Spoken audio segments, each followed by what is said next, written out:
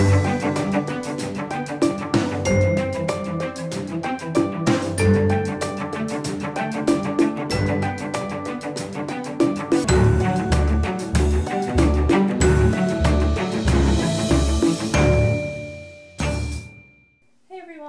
I'm finally doing a video with my husband Ethan, and we wanted to do just a quick video on what it was like being married in the first year of medical school. So why don't you start out?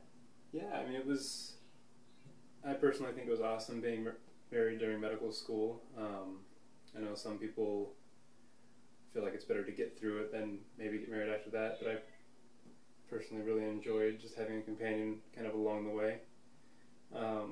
It was busy. We kind of moved here to a new big city away from family and then jumped right into school. But I think overall it was good. The biggest thing for us through the entire process was just making sure that we communicated and just talked about everything. I think early in the year we decided that it would be a good practice. So typically I go to class in the mornings, come home around maybe say 3 o'clock, and then study until about 6 or 7. And that was usually how it went. There were some nights where it was later, or I had to pick things up again after she went to sleep. I typically tried to have the weekends free as much as possible. And things were busier before test days, but such is life, I suppose. But anyway, so after I'd come home, we'd try and set aside at least 5-10 minutes just to sit by ourselves and just talk about the day and talk about how things were going. Just so I didn't come home and start studying right away, so we kind of have a chance to reconnect. That was important for me. Yeah, and I think, and it didn't happen every day necessarily, but I think it happened more often than not, and that's definitely something I want to do again this year.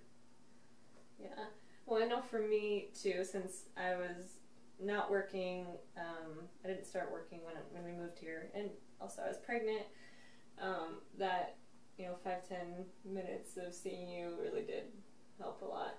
And the way that I feel loved most is when he spends time with me, which is kind of sucky for him, but I think that really helped, and I feel like you did a good job of making sure that I came first, and when I needed some time with you, you would throw the books down and spend time with me. Was there anything over the year that you wish we had done differently, or was particularly stood out as being hard to you? Well, just all hard.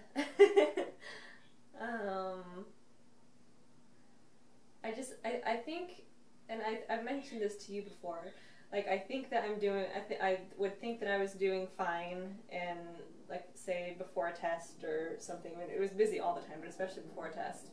And like that week before, I thought I was doing fine, and then a week and a half later, I would just like crash and realize, no, I'm not doing fine. I need to see you, and then I'd kind of have a meltdown. But other than that, I just think that communicating as much as possible is the key. Yeah, and it takes some effort to do that. It's not something that everybody just does naturally. It's easy to get into a routine, especially when things are busy and there's other things to do, where you just kind of talk about maybe how the day went without going any deeper than that, or just not really talk much at all. Especially now with Cora in here, it's easy just to kind of get caught up in baby things and just coordinating logistics and all the fun things that come along with being a baby, and just forget to just talk about other things and talk with each other about how you're doing, how you're feeling, what's going through your head, and it's easy just to not do. And I think that's something that it takes a conscious effort to do, and something I want to make sure we do throughout the next year, since it just gets busier from here.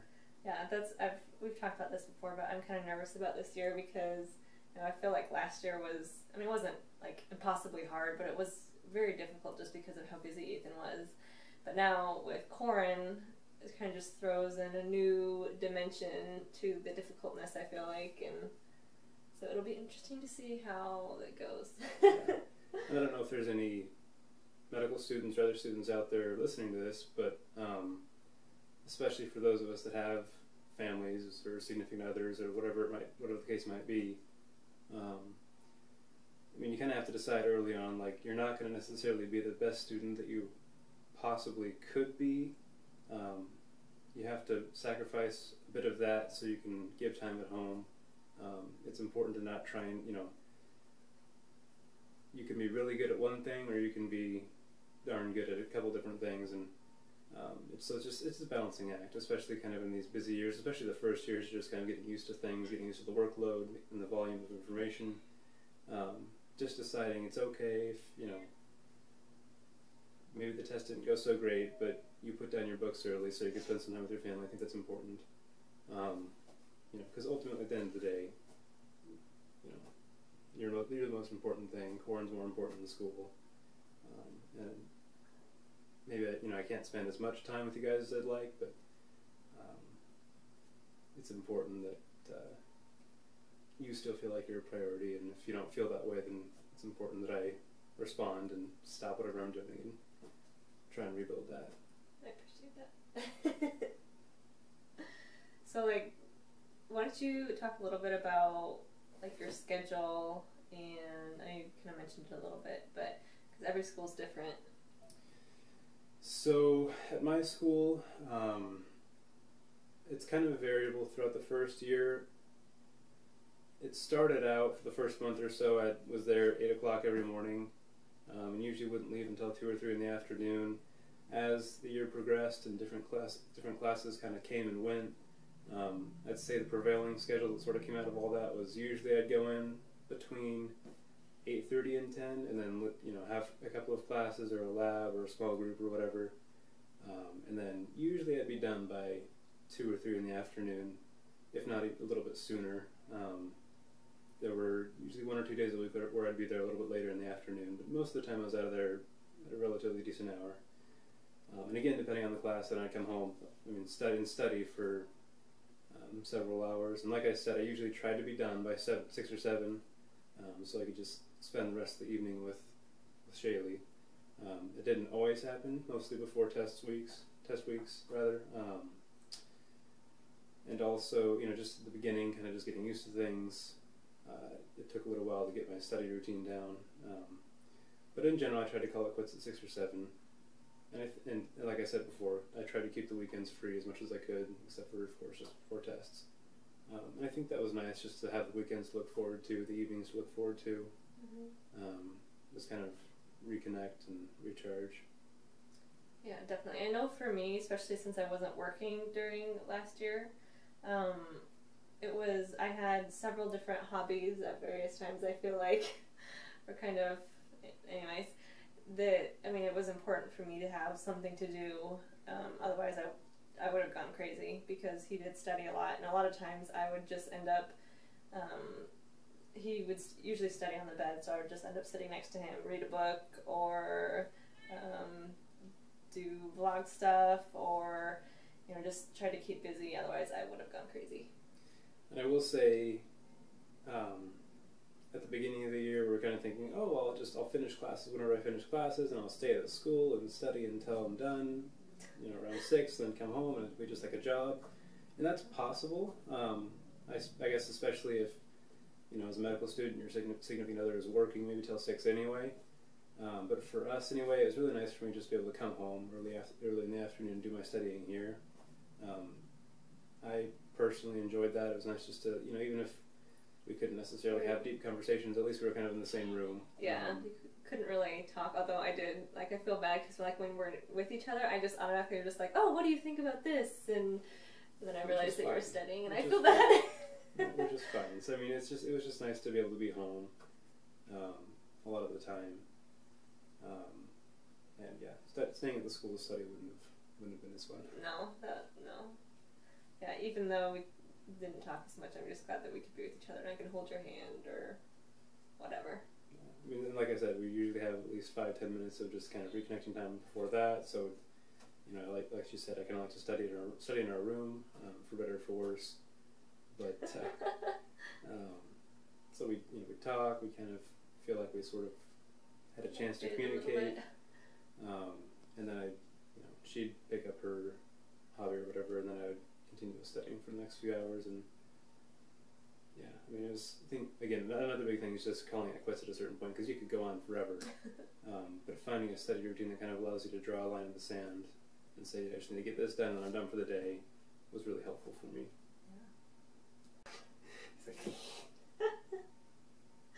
Yeah. And I think too, Corin was born April 30th, so that was like right before Ethan had finals. It was like a week and a half or so before that. That was fun. So that was not fun. Just, I was all hormones, and thankfully we had family here for part of that to help out, but it was definitely interesting, but we got through it, and this summer has been amazing, and he's been home a lot, and so it's just been very refreshing. Yeah, again, I don't know if there's any medical students out there listening to this, but the summer between your first and second year is a really good opportunity just to sort of take it easy a little bit. I did do a kind of a small clinical research project, but it was really nice, and it allowed me to sort of set my own hours and be home a lot, which was awesome after the first year, but also after having Corin. Yeah. It really worked out nicely, even though it came right before finals, which was stressful at the time. It did mean that we had him, right before the summer, so we had a lot of time just to be at home and kind of get used to being our own little family, which is nice. Yeah, that was really nice, and I'm gonna go get him real quick. Okay. So, just interrupt everything, don't you? That's okay, because we love you. Yeah. You just want to be out here with us. Yeah. What do you think? What do you think? So obviously Ethan is not with me right now. I forgot to mention one thing that I thought was really important. This is what happens when I do not have a list in front of me. But one of the biggest things I found during the first year too was not having having as little expectations as possible. I know that's, kind of hard to do. Is that funny? Apparently that's funny. No, I can't concentrate.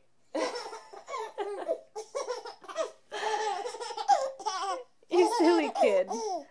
You silly kid. You camera shy. Anyways, one thing that I found is that most of the time I would actually expect, studying or him being at school to be longer than it actually was, and Ethan was really good about, texting me or calling me when he was going to be later than we discussed. So that was a huge thing for me, is having as little expectations as possible. I just know that helped me a lot. And like I said, if we would kind of go over his schedule like the week before, and just so that I would kind of have an idea of when he would be home and whatnot. And so when he was really good about if he was going to be later, or if a meeting came up or something, then he would call me and let me know, and that really helped a lot. So again, this kind of goes back to communication, and for me, definitely having low expectations or little expectations or no expectations, however you like to look at that. And then when he did get home early or whatnot, I was just pleasantly surprised, and when he had to stay later, then it wasn't too big of a deal, because I was kind of, I knew that school is very time consuming, and that he would have to study a lot and be there a long time. So anyways, I just wanted to add that little tidbit, and I guess Corin wanted to pipe in too, because he thought it was absolutely hilarious. So yeah, that's the first year. I guess let us know if anybody has any questions. Yeah, thanks so much for watching, and give us a thumbs up, subscribe to our channel, and hopefully be doing another video with Ethan soon. Bye. See you guys.